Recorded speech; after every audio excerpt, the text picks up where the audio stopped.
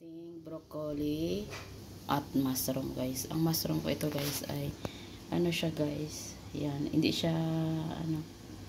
Yan, ang ating mushroom. Sarap yan guys. Yan, itong aking garlic.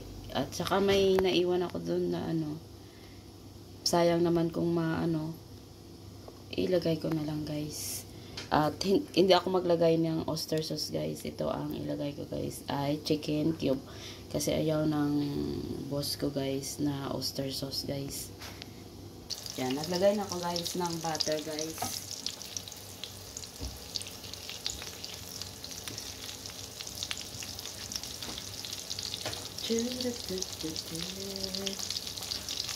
Yan. Okay na ito yun. Ilagay ko na ang aking garlic.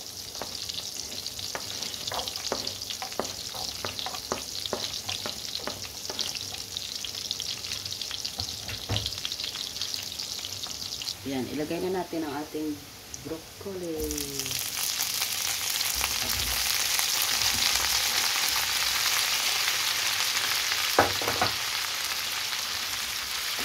Ang bango. Ang bango. Tapos ilagay ko na din guys ang ating mushroom. Masarap yan guys. Healthy ang ating ulam. Nakaluto na pa kayo guys. Yan, ilagay ko na din guys ang aking bell pepper. Lagyan natin ng bell pepper guys. Sayang naman. May naiwan dun sa aming ref.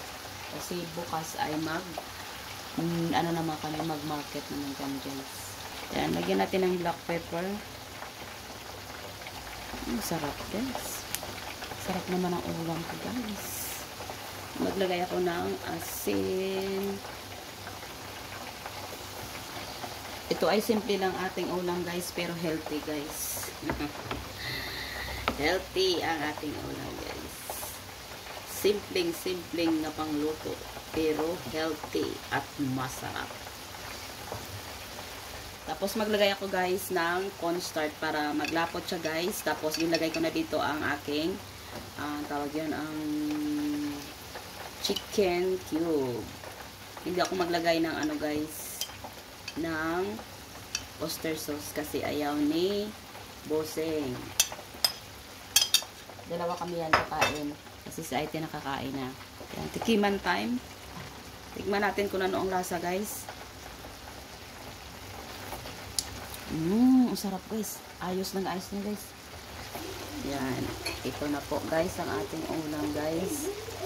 Broccoli kag mushroom at saka garlic sauce. Yan ang ating ulam guys. May sauce siya nga sabaw-sabaw na malapot-lapot. Kasi ginagyan ko siya ng cornstarch. Sampat dito guys kasi may pinirito akong isda dyan. Ito ay gulay. Gulay. Yan, ito po ay luto na po yan guys. Yan, okay na yan guys. Ang ating ulam. Tara, magkain na po tayo guys. Bye-bye.